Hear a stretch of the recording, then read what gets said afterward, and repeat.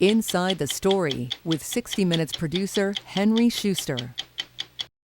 My family and I have lived in a nightmare for more than 4 years since Mohammed bin Salman, the Crown Prince of Saudi Arabia, took power.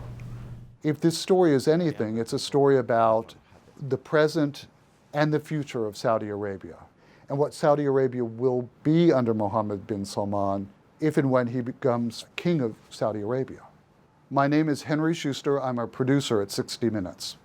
Dr. Saad Aljabri was the number 2 in Saudi intelligence. He was the chief of staff and right-hand man to Prince Mohammed bin Nayef.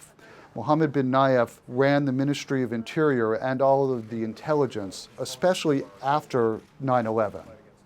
And the story that he's telling is about life under Mohammed bin Salman, MBS, who is now the crown prince, but is effectively the ruler because his father, King Salman, is not in the greatest of health. Some of the things that MBS is doing have been widely hailed, and that's what made MBS an attractive figure in the first place, especially to the West. But the bloom, I think it's fair to say, is off the rose. I am here to sound the alarm about a psychopath killer in the Middle East with infinite resources who poses threat to his people, to the Americans, and to the planet. Dr. Saad alleges that Saudi Arabia's crown prince sent a hit squad after him, imprisoned his children and took them hostage, and that this is what Saudi Arabia has become under the grip of Mohammed bin Salman. He started with luring me to come back, blackmail me with my children, and in the end, when he learned that I will never come back, he sent the Tiger Squad to Canada to kill me. How do you know that he sent a Tiger Squad to Canada to kill you? I worked in intelligence community. We cover each other. I got reliable information from friends in the IC community about that plot.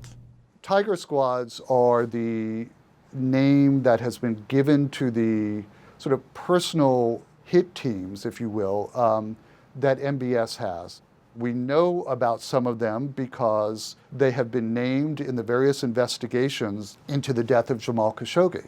Some of the charges that Dr. Saad has outlined are a couple of other critics that have been rendered from Europe to Saudi Arabia, sometimes lured under false pretenses. Why were the Tiger Squads created? It was created to do the dirty job for MBS. At the beginning, he tried with us when he has some princes in Europe against him, talking about 2015. He came to me as a representative of security and told me, we need to bring them back, kidnap them or something. I said, no, we are a country. We cannot do that. Our forces working in counterterrorism and have good reputation, professional service, will not do things that damage our country and our reputation. Then he turned to find his own people since that time. One of the things that struck me about the Khashoggi murder was how bungling it was. They left clues everywhere. I wonder what you made of all of that. The tradecraft was amateurish. I mean, they are criminals.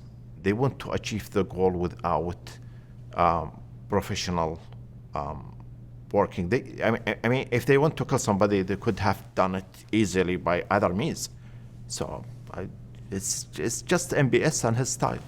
Dr. Saad tells us that from that very first meeting, that's when he got insight into MBS's personality, and that frankly it worried him, and he knew that there was trouble ahead. When you hear him first time, he gave you a lecture for 15 minutes about his plans, and you will be impressed at the beginning.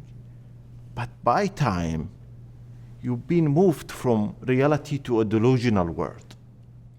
And out of just spontaneous response, I told him, Your Highness, what are you after?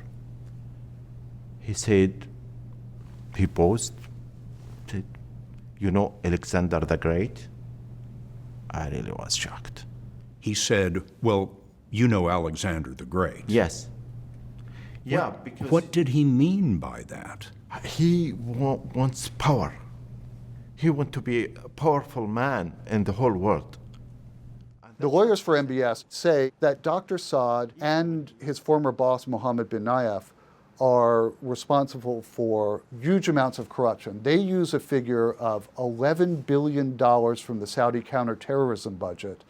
They claim that Dr. Saad and his associates either misspent or stole. Did you steal the money? No. If you didn't steal the money, how did you get so rich? I have served a royal monarchy in a close approximately for 2 decades. 3 kings, 4 crown princes. They've been nice to me. They've been very generous. It's a tradition in Saudi Arabia royal family. They take care of people around them. Why should we care? Well, we care because the Saudis have been important strategic partners for us. They buy billions of dollars of weapons from us.